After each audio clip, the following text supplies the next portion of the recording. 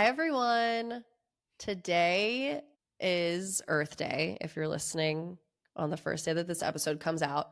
So we thought, because we have a scientist on the board of Life and the Party, Katie Hickok, Me. that we would dedicate this episode to a bunch of really important science stuff that Katie would like to teach us about. So, a big topic that we're going to cover, obviously, is how the Trump administration has impacted our climate and environment. We're talking about how they've gutted federal environmental oversight and have dismantled institutions that have been designed to make our communities safer and make sure that we have good, healthy lives. We're going to talk a little bit about climate anxiety, which is something like a term that I had not heard before. So I'm really excited to get into that. We're going to discuss more specifically some of the things that the Trump administration has done. We're going to share some call to actions in each section. We don't want this whole episode to be doom and gloom or negative. We want to share some of Katie's knowledge. And then we also want to talk about the things that we can do to make a difference. AI data centers, that's a really big hot topic right now. So we're going to cover that as well. And then we're going to close out talking a little bit about public land. Yes, we are. Let's go. So, first of all, I also would like to talk about like why you have the authority to talk about science and environmental stuff. Like, I don't know, maybe talk about your degrees and stuff like that. I think that's important. Of course, like obviously I'm not like a super duper expert on everything here. All of these things encompass climate issues, environmental issues, public policy, economics. Like it's a whole big thing. However, my background is specifically in geology. I have a master's degree. So I have taken courses on these things. I understand them on a little bit more technical level than just maybe the layperson reading an article about how things work sometimes. And again, I learned a lot as I was coming up with some of these informations too. Like there's so much you don't know. So we're all learning together just with me teaching you. Katie's our teacher, and she has been a teacher before. And I've been a teacher before. I had in grad school, I was a teacher for a few labs, and then substitute teaching. I did a couple geology days for certain classes where I talked about, I think, glaciers for a bunch of fourth graders. And they were like, oh my gosh, that's crazy. I showed the videos of them glaciers calving because of climate change. And they're like, whoa. And I was like, this is why geology is cool. Yeah. That's cute. That's me. Okay. Well, first, let's talk about climate anxiety. What is that? So climate anxiety is, I think, kind of unspecified psychologically as I was like reading about it, but it's sort of this general like anxiety, stress that's triggered by the growing fears in the face of climate change, environmental destruction, and sort of like how that can impact your mental health. So you'll be conflict avoidant, you're fatalist about the fate of the planet, you don't care about doing anything because why does it matter, you're sad overall. Feeling things like that, like you look outside, you see the destruction, and you're like, you kind of lose all hope in a way. So that's like climate anxiety in a nutshell. Yeah. I didn't know much about it officially, but I can definitely relate to some of these feelings. Yeah. Like just seeing and understanding the change that's going on, it can be very, very distressing for people. Yeah. So is this something that you think about, or like totally. Now that you know? Yeah, I think it's probably something that is like, I feel like our generation, millennials, were probably the first generation to like truly experience like real climate anxiety because things have happened really quickly, I think, since we've been in school. Mm-hmm. And then I think, you know, the generations after us like started school being told how bad things are. I feel like when we were in school, like the worst thing was like, oh, you know, we recycle paper or we'll lose trees. And then we started recycling paper, and then we're like, oh, we're using too many paper bags at the grocery store. Let's get plastic bags.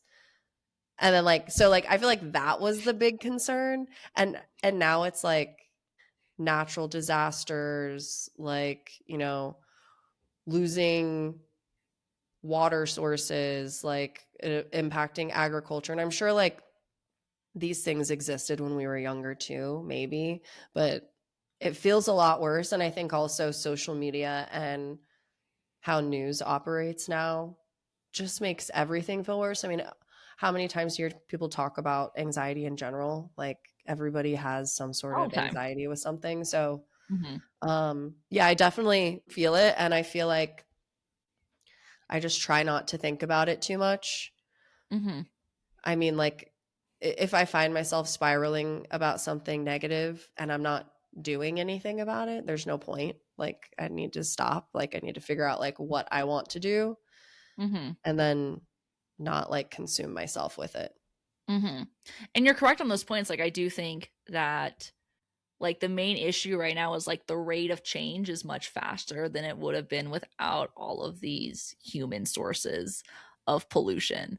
So Mhm. you have like it's been 20 years of more expeditious release of greenhouse gases and more polluting and all these things, like, and increasing scale. We have cell phones now. We're now like, it's just technology's boomed, and we're slow to understanding the impacts of these things, or we know them and don't give a shit. So like it's this balance of how can you progress while being responsible, but we live in a capitalistic society that's designed to make money. How can you make that work? And I don't have answers for those questions. That's not Yeah.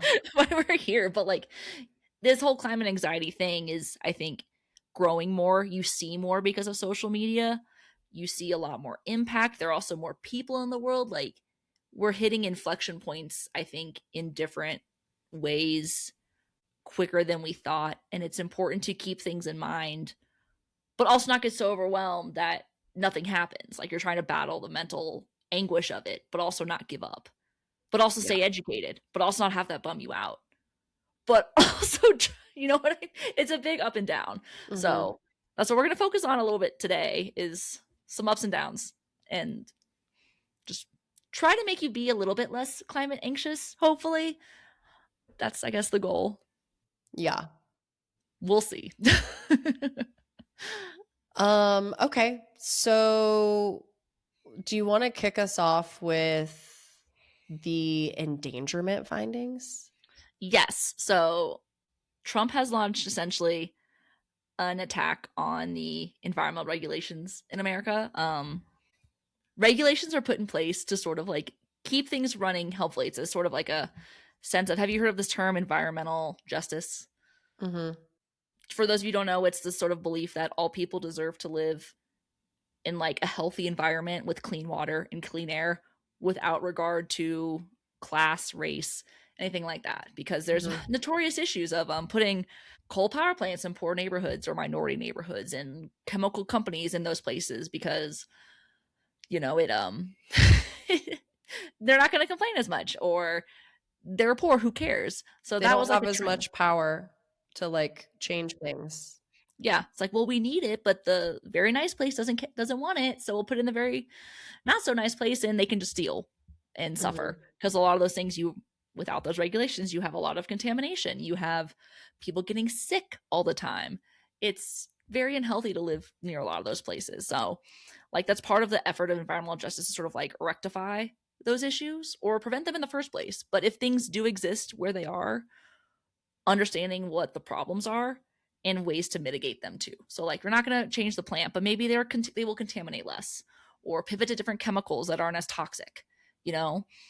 Just little things like that that can make things just better for everybody who lives there. So the endangerment finding is a little bit separate, but it relates to Lee Zeldin, the head of the EPA's, and his like pullback of those regulations. So Mhm. the Trump administration repealed the endangerment finding, which essentially means the federal government does not have the power to create or enforce greenhouse gas limits on known sources of pollution.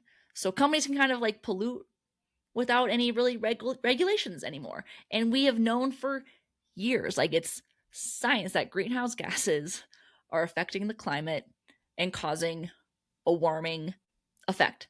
It's just a thing. We know that. Like, Mhm. that is undisputed. So, this endangerment finding also heavily implies that these greenhouse gas pollution endangers public health, which is why they can put regulations on things. So, removing that means we don't have to limit those greenhouse gas emissions from automobiles and power plants because it will make people sick because climate change is bad and will kill people. So, it's sort of like now that we don't have that major ruling, what can we do? You know? Mhm.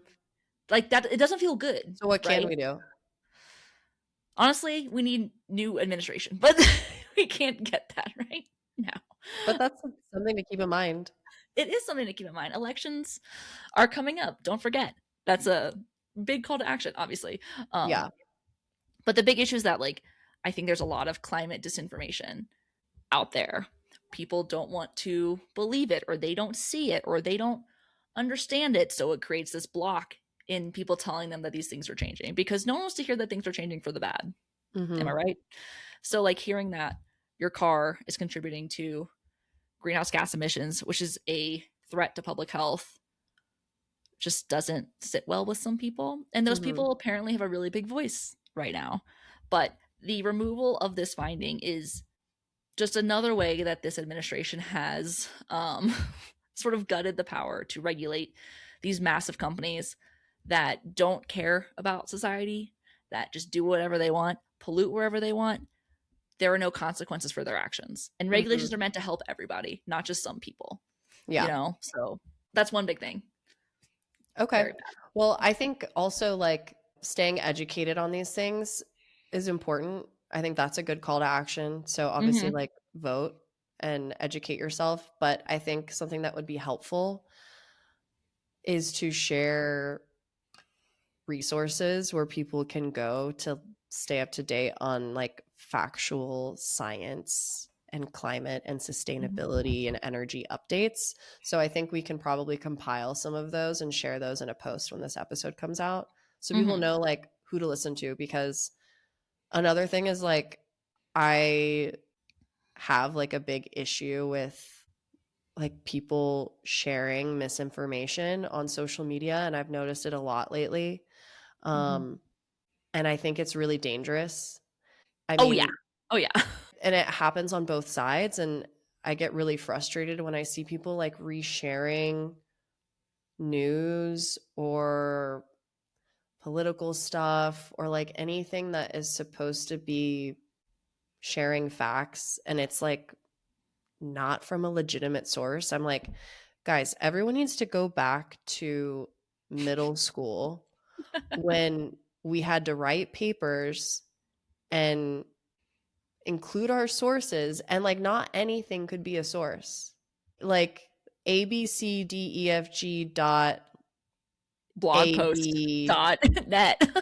Instagram account that has 50,000 followers because they paid for 50,000 followers is not a source. Like people need to start limiting the accounts that they are taking in information from and pick like a handful Mm-hmm. and just follow people who are trustworthy, not just random ass accounts that make like a pretty Instagram carousel. I mean, who doesn't love a good Instagram carousel? But it's That's my venting. But we will put together some people and news sources and things like that that we Mhm. believe to be trustworthy. There's just a lot of intentional deception out there or people not sharing the context for why decisions are made. And science Mm-hmm. it hurt in my brain for what I've seen hurts itself in a way. They kind of in a Mm-hmm. way make it intentionally complicated to follow. Totally. Or you have to pay to access certain news. And that's Mm-hmm. I think a major problem is that people don't see a lot. Or they're like, well, I have a bias that CNN super liberal. If they're saying climate change is a thing, I don't want to believe People it. also don't want to read anymore. Mm-hmm. People just want to look at stuff on social media. I'm like, if you actually care about something, like take the time to read an article, read a full Mm-hmm. article all the way through. You don't have to stay up to date on like every single thing happening, but like read an Mm-hmm. article a week on whatever you think is important. Yeah. Don't just read an Instagram post. There are a lot of educated people whose job it is to share scientific information. Like they're out Yeah. there, but they also cite their sources. They Mhm. have experience working in certain fields that gives them that authority. You know what I mean? Like, use your brains, critically think. Like, I gave you my credentials to start this. Just use your brain. Like, use Yeah. your freaking brain. Like, you know what's right. You know what seems fishy. Don't just believe everything you read. Science is important, and it's important to be educated because it can be complicated. Yeah. And I think we just need to increase environmental education literacy so people understand what's going on. And I think part of that confusion is still like being there. But in order to like keep things going, you also need to, as another call to action, understand what the people you voted for stand for. Mhm. Like for the past presidential election, Trump's Project 2025 was very clear on defunding the Environmental Protection Agency, cutting regulations for business homies and things like that. Like that was their shtick.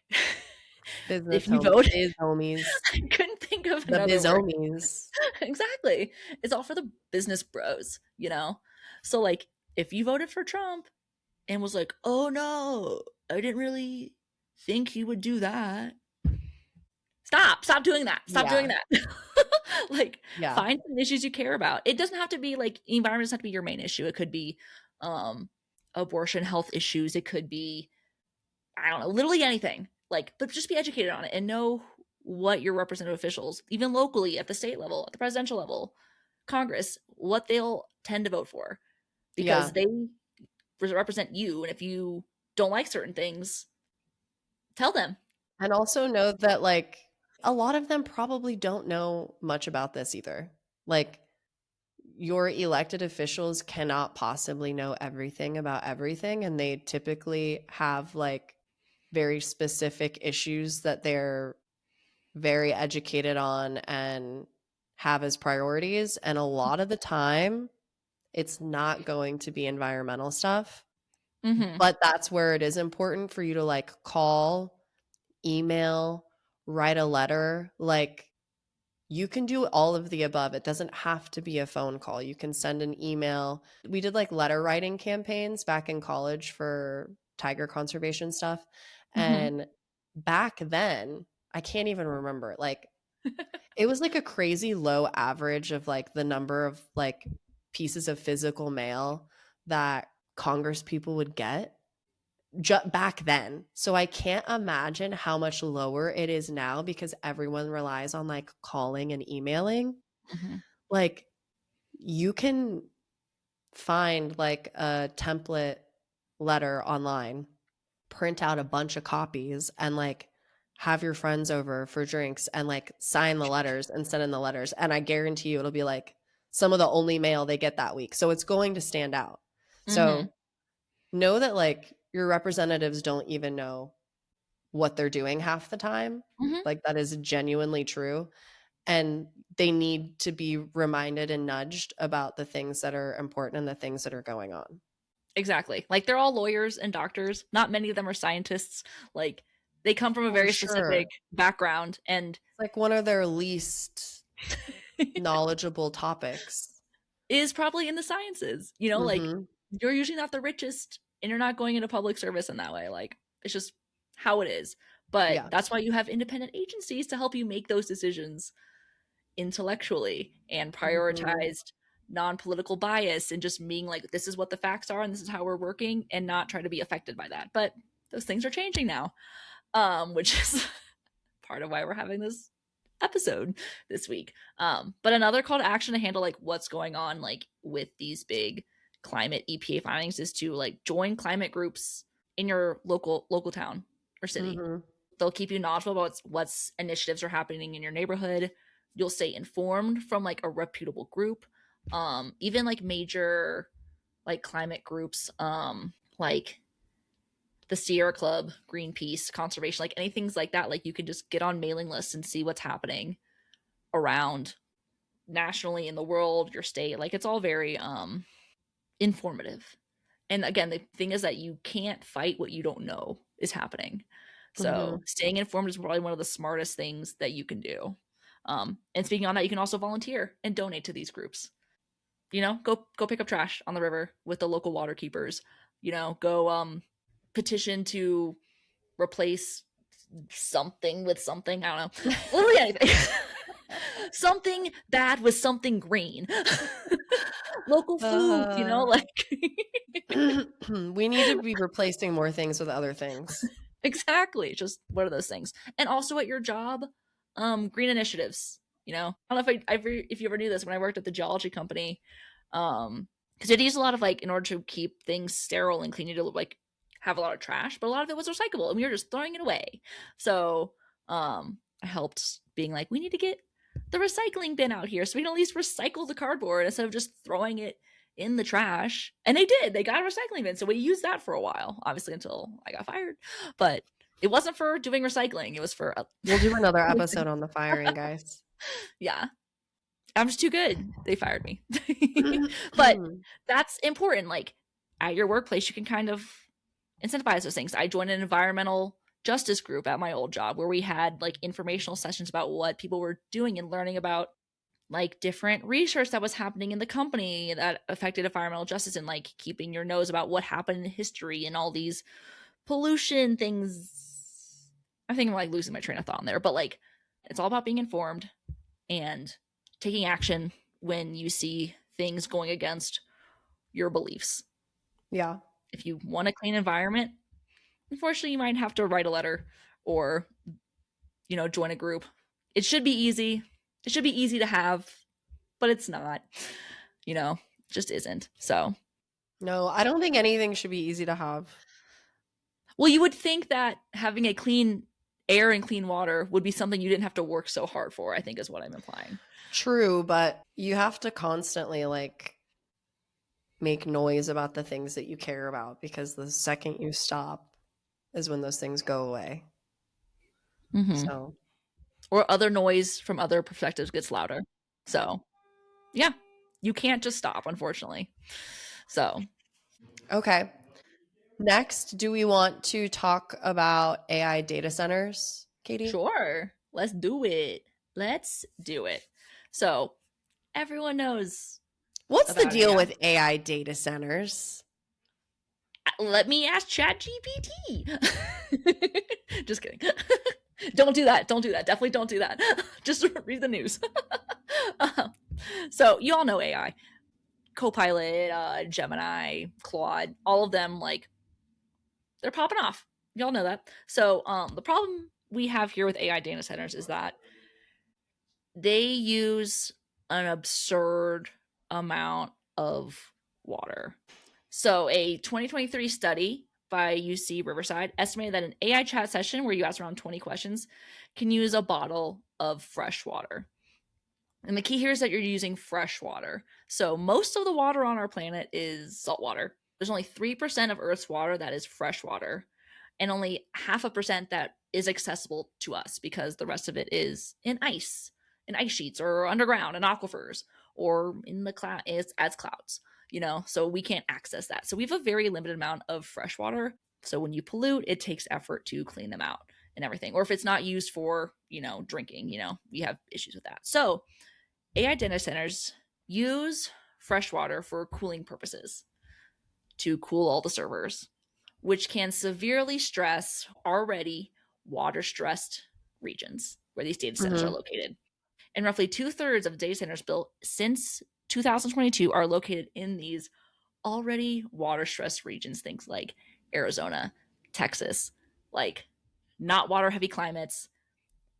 People already use a lot of water in general, and a data center can use about 5 million gallons of water per day, which is enough for 10 to 50,000 households. So like a small town is used by a data center every day.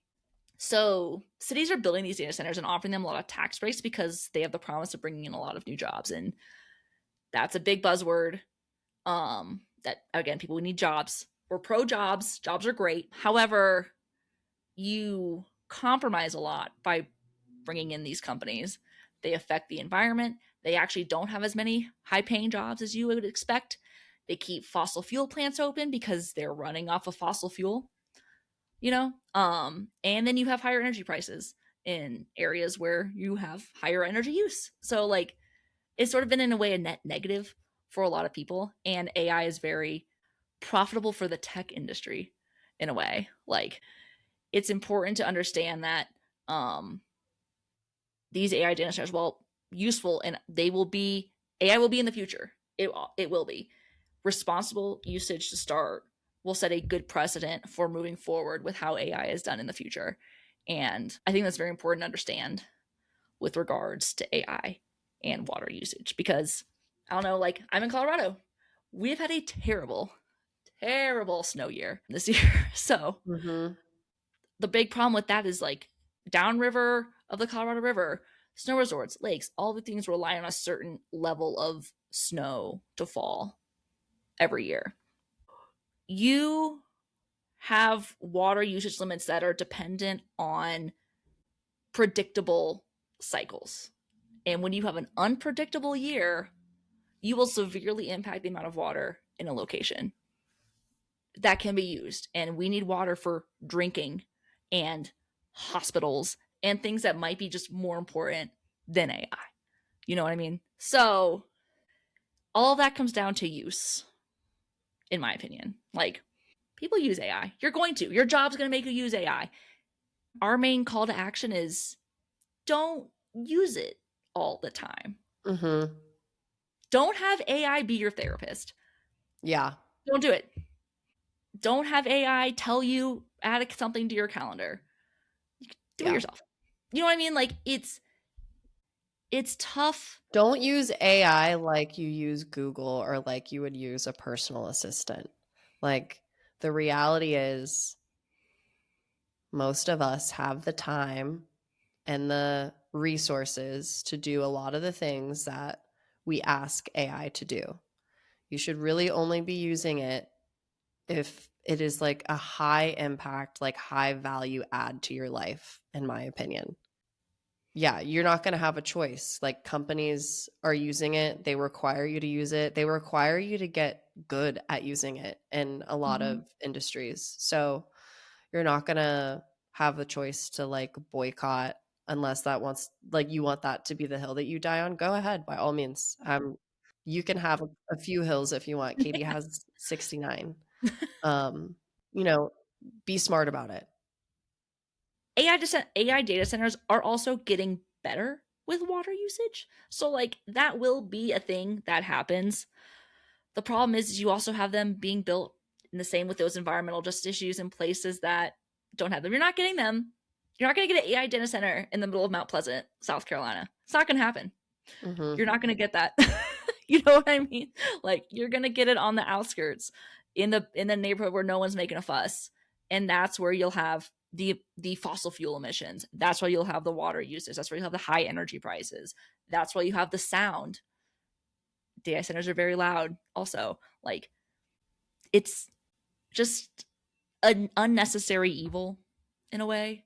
Mm-hmm. But at the same time, like, if more people just don't use it for willy-nilly things, maybe it'll be less water Yeah, consumption. I Then think it is important to like always try to do your part regardless if you feel like it's not enough. I think you should, but also like be reasonable in the times that we live in. Like, you aren't going to single-handedly save the world, so just be a responsible human, be a thoughtful human. um and let's see like what happens down the line with AI and data centers and the water usage and all that, because this is like really, really new, and we don't know what the future of it is. You know, exactly. hopefully things get better environmentally, and you know, these companies have to like pay for the impact that they have on the environment, is how it should be. But right now we have an administration that does not want to do that. Mm-hmm. People looking at the bottom line dollar wise instead of the bottom line in any other way. That's one, like, Holistically. holistically, yeah. Holistically, It's, yeah. or just how it affects everything except money. But I Mhm. was talking to Daniel about this, and he brought up, he's like, I see it as like the shopping cart experiment. Like, do you take your shopping cart back to the shopping cart bin or do you not? And that's like, no one's telling you to do it. Mhm. At the end of the day, it ends up going back, it doesn't, whatever. But like, does your own personal morals and ethics want you to put something back like that. It's all down to you. And it does matter. It helps people. Yeah. You know what I mean? You just don't see it. So it's like, do you care enough to like be a part of it? And I think that's important. Like Yeah. the more you're a part of something, the more you care.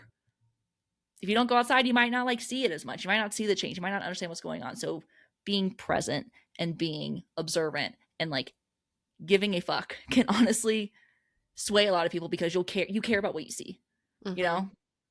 So keep that in mind too. And everybody get off technology for a little bit.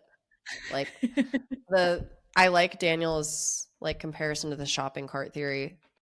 The worrisome part is that people spend so much time on their devices and now they have these things at their fingertips, and like instead of getting off their phone or laptops or getting away from your TV, like people are just looking for another reason to be on their phone or Mm-hmm. computer, and so they're digging into these AI things just like to keep them entertained. Maybe we So, let AI come to the people a little too soon. oh, for You sure. know what I mean? Like, and For then sure. we just saw a news article that Claude might now be Anthropic's AI model, might now think that it's sentient now. We don't Yeah. know what that means. Well, they don't know, there's so much that they don't know, Mm-hmm. which is like what some of the leaders have been saying. So, We don't yeah, like know. believe them, I guess. Yeah. You're playing with a lot of fire here, and Yeah. everyone knows the theory of AI Terminator, Also, the be end of the nice world. to your AI if you're talking to it. I I think am. you should, I yeah, always say not thank you, but just like in general. I think it's a good practice. Practice your manners with the AI if you. Just in case. you're asking it to do high value add things. A little bit goes a long way, maybe. Yeah. But overall, AI does great things, but don't use it for everything.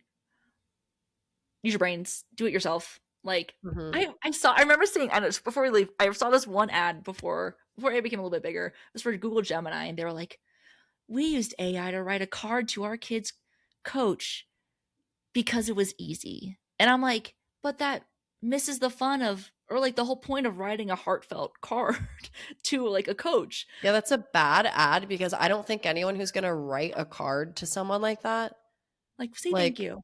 I don't think they're like most of those people are going to turn to AI I just it loses the point. Like, why even write unless it? it's like an apology and they're a bad person, they did something shitty. Those are the people who are going to use it. It's just stuff like that. Like, the It's point is more frustrating. connection, and AI kind of removes some of that connection, I think. Hmm. Even though it does have a voice and it can talk to you and it feels like it is, it's not. Yeah. Just keep that in mind, I guess, is the main thing. Keep that in mind and be responsible with your water usage. This is one of them. So be Hmm. careful of your water, y'all. And stay hydrated. Drink your Drink the your water water. now before we run out. Or if not, you're just giving it to your computer. So just pour it all over your computer. That's your Yeah. AI. Yeah, that's actually a really good idea. Start stockpiling water now. I mean, Might some be worth a places lot in like just 5 years. keep your eyes out. Water rights, water resources are very important. So that's separate issues. Let's move on to public land. Katie, what would you like to share with us about public land for Earth Day? For Earth Day, well, I'm gonna sip of water really quick because I'm thirsty. But not too much. She's not going to That's fine. drink too This much. is AI's water. You have to give it back to Grok so he can be racist. Oh my God. It is sometimes. Yeah. Oh, I don't know that. I don't really keep up with it because Grok started calling itself it Mecha scares Hitler me. for a while. Yeah. This is Grok's water. So drink your water or AI will use it. That's our new tagline. But with regards to public lands, just like there's an assault on the EPA, there's also a kind of assault on national land and all the protections that it has. I'm sure a lot of you have heard of things like ANWR, the Arctic National Wildlife Refuge up in Alaska. It's like protected wildlife habitat up there. Really good for oil. So there's been a very big like, do we open up Anwar? Do we keep it closed for just wildlife? What do we do? And we have a very pro-business. He said drill baby drill a bajillion times while he was running for office. Like, they want to open up a lot of these public lands in the West, in Alaska, out in the ocean, to drilling, mining, timber production, by removing like sensitive habitat protections, conservation requirements, to essentially make a buck. I'm sure, I don't know if y'all remember from July, there was a big stink about the One Big Beautiful Bill attempting to sell like 200 million public acres of land. Some like Utah garbage person put that in the big congressional budget bill to just sell a bunch of land because you want to privatize it. Ultimately, a lot of people want to privatize these areas, and when they're privatized, you as a public citizen cannot access them. In Utah, you can just go anywhere. BLM land, you have the right to be there. You can camp there. You can go see nature. You can go experience like these unique ecosystems that don't exist all over the place, all over the world. Like, America is insane with how diverse its biomes, its geology. It's very unique between Florida and Montana and California and Maine. Like, they're also unique and they're also special that And they're they need to be important protected. for like the ecosystem. So they're also like protecting bugs, insects, animals, plants, things like that. So, I mean, it would have a huge impact if those things were no longer cared for. Exactly. And that's like very important, because when you attempt to sell land, at this point when they were trying to do this, there were no like restrictions on who could buy it. You could have foreign investment coming in and buying property. You could have who knows what buying public land that you would have rights to without any type of regard for who or what was going on. However, the effort luckily failed at that time because there was a huge outcry against it.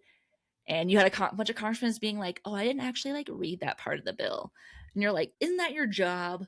See? You know what I mean? That was a lot of read. They don't know how to read. No, I'm just kidding. But they're not reading all of that. Their staff is supposed to be doing that, but also like that's the whole point of they having these massive 1 trillion page bills, is because you can't read it, but you have to pass it to fund the government. And this whole big bill was mostly for a lot of tax cuts for billionaires. So they were going to sell your land that you have supported through your tax dollars just to save Elon Musk and Mark Zuckerberg money. Not you. You lose and they win. And that's the big problem of what here is like the public good of national land that you can access absurdly outweighs the resources that exist on the land. I know there's a number somewhere. I don't have it, but it's because it's renewable. Like, it's static. If you just destroy half of Rocky Mountain National Park for timber and don't do it right, like, bye. Say bye-bye moose. Bye-bye elk. You're not living there anymore. You pay for the views, but you don't get them anymore. Like, it's just tough to see, because I know at least on the East Coast where we are from, there's not a lot of public land. A lot of it's very private. And I think that's just because of how it was all settled and things a long time ago. But as for the West, a lot of it is public access, which means there are just rules on how you're supposed to use it correctly. And the Trump administration wants to get rid of or severely limit what's the species one? Environmental Endangered Species Act. What makes something endangered? They're trying to like change wordings here and there, fight them in court, do whatever they want. This administration is a do first, ask questions later kind of administration, which I think is very dangerous for a government to do because of how it can impact everything and people. The long-term effects. Exactly. And once you contaminate something, it's contaminated. I used to work in environmental remediation. Like, the solution to pollution is unfortunately dilution and time. If you could even do that to begin with.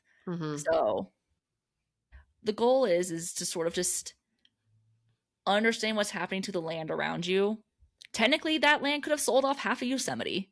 Bye bye, Half Dome. You're not going there. It's done. Not public land anymore. And this is your land. This is your country. It's important that you have access to all of these things and the beauty that this country has. And yes, there is some balance with maybe there's some access here and there. We do need oil, we do need minerals, but we don't need to do these things so willy-nilly and without very extensive thought. Like there's a reason all of these places are protected for reasons. Let's keep it that way, you know? Yeah. That's some thoughts on public land. And I don't know about you guys, but it is the 250th anniversary of America this year. Old. We are old. But they recently released a national park pass. $80. It's called the America Beautiful Pass, which allows you, like, you pay the pass and you get access to all these federal sites, like the Fort Sumter, for example, and things like that, like monuments and things like that. Originally, those passes have like pictures of wildlife and Arches National Park, or the winners of these. It's normally the winner of this national parks photo contest is like what's usually put on this little pass that's done every year. This year it is George Washington and Donald Trump's scary face from his presidential picture. And there was this, I don't know if y'all ever saw this. This is on my social media because environmental stuff. They're trying to come up with like stickers to put over it. And so it doesn't show that because of, again, you can't say you're pro public land and national park access when you're trying to sell it or destroy it or cut corners or cut people. The National Park Service lost so many jobs in the Doge layoffs. And it's just sad to see that it's even happening. Keep your eye, again, this comes down to being informed. Keep your eyes and ears open and understand what's happening to your land, because at the end of the day, it will all come back to you as a citizen of this country. So go to a park. Yeah, go to the park. Touch grass. Get your ass to a fucking park. I swear to God. Specifically, Colorado has a addition to your car registration. $29 buys you a state park pass. So there you go. That money goes straight to the state parks and you get free access. They're beautiful. Go to your state park. Like, go visit. The more people they have, the more justification they have to stay open and provide benefits and update things and whatever. And again, like, if you are removed from the natural environment, it's hard to care, I think. Go out to the park. Go to the beach. You'll appreciate it. You'll want to stand up for it because you'll also see it, I'm sure, when you're there, something bad happening to it. You know what I mean? So go out. Just go do it. Get outside. Get the fuck outside. Go play.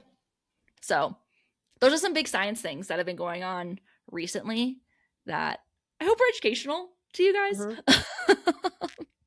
I think they were. Hell yeah. Hell yeah. Yeah. Thanks, Katie, for sharing all of that. I think we want to talk about just like a couple more random like things you can do that will make you feel better, because I think sometimes it is about making you feel better. There's no point in you being here if you're just like miserable all the time. So it's okay to feel better about doing something, even if it's not fixing a problem. Totally. I want to give a shout out to Blue Land, which is one of my favorite brands because it is like a cleaning and household supply company that reduces plastic.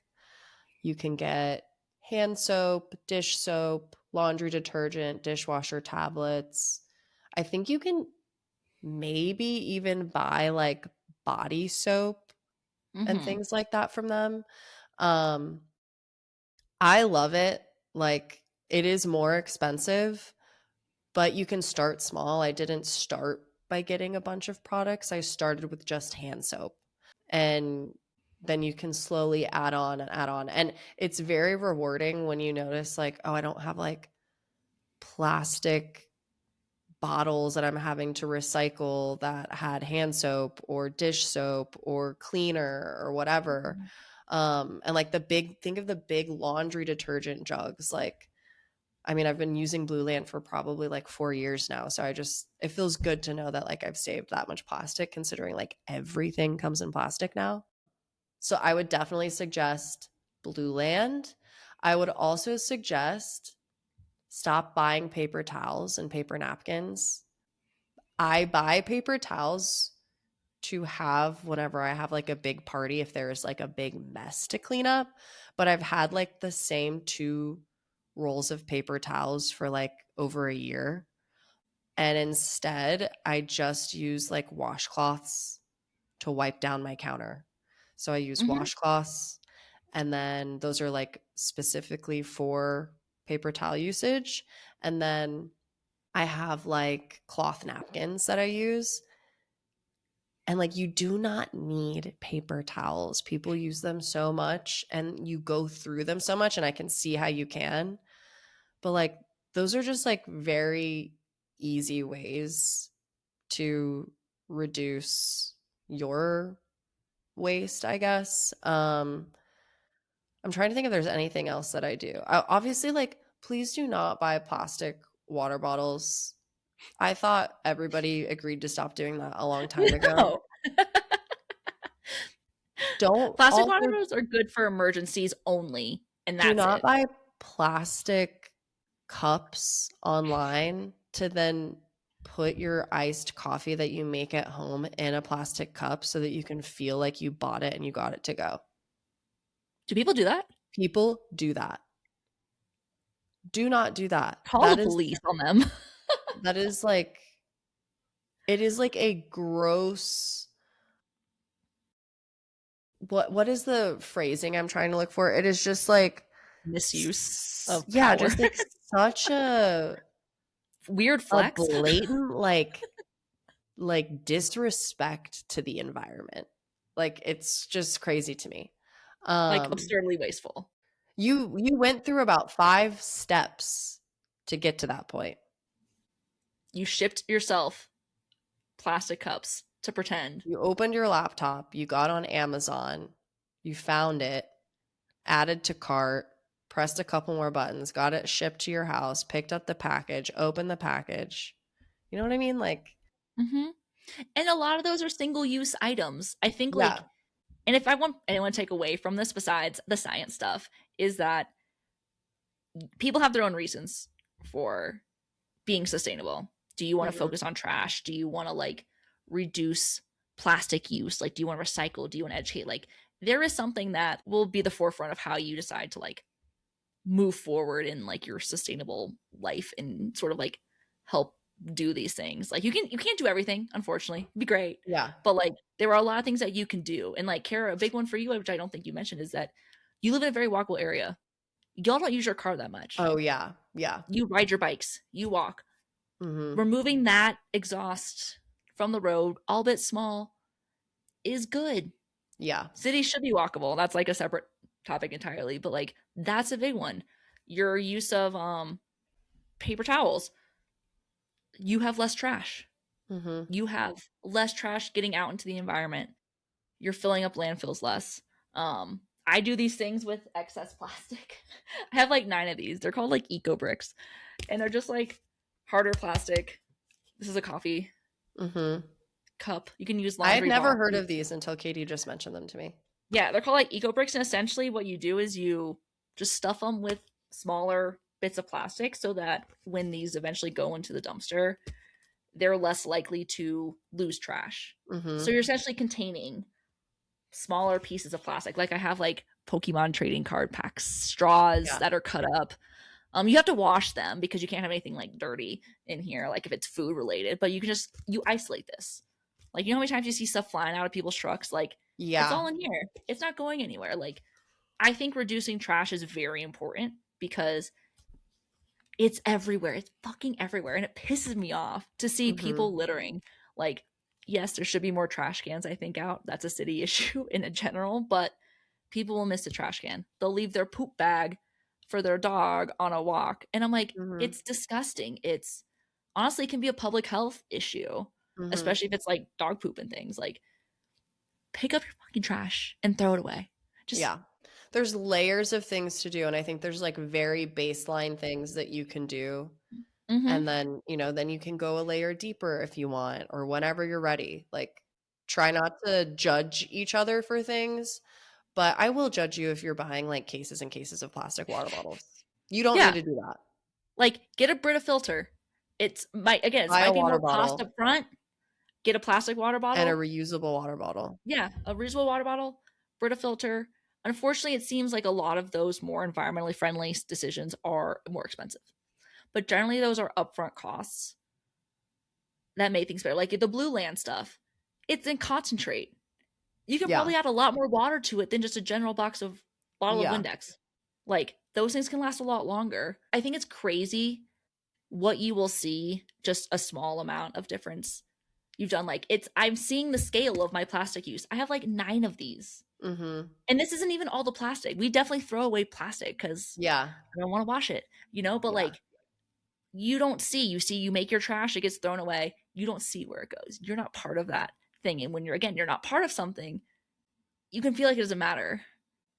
It's not a blame game. It's not a I'm doing more than somebody else. Shame on you for doing nothing. I just want people to care, like, and sometimes you have to put a little bit of effort for the things that you care about.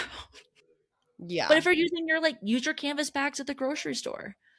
Yeah. Don't take the plastic straw at the drive-in. Just little things like that. Like, it really does a lot at the end, especially if a lot of people end up doing it. Scale is important, but And it takes a while to build a habit. Mm-hmm. So over a lifetime, you're gonna like make a big difference on little choices.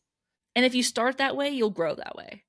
And I think that's important because y'all see the news every day. It seems like things get a little bit worse. This is a way to have a little bit of control, in a way to like affect what's happening. Like, I can't stop Trump from cutting the endangerment finding at the EPA. Yeah. Like, I personally cannot do that, but I can do my best to make sure where I am, my community is trying to be the best it can be, because it starts from the ground up. And yeah, I want everyone to care about outside, because you don't know what you have until it's gone. And a lot of stuff with the environment, once it's gone, it's tough to come back. It takes years, decades. You won't be around for it, kind of thing, if it even comes back at all. So we love you. And recycle. And when you do something, you're influencing other people. This is me influencing you. I am influencing. Yeah. You don't have to eco-brick. This is me being extra, but it makes me feel good to eco-brick. Mm-hmm. I don't do everything. Like, I drive my car probably more than you, so I eco-brick. It's not, again, it's just take a little competition. Everyone, tell me how many eco-bricks you've made. And the winner gets to recycle all of my eco-bricks. I'll send them to you. Katie will send you an eco-brick. I'll sign it. She'll sign it. And give it to you guys. A little present. I actually really like that. I paid $1 million in this eco-brick. Just kidding. There might be a little prize hidden in there. A golden ticket to stay it somewhere. I was going to say my apartment, but I don't want to do that.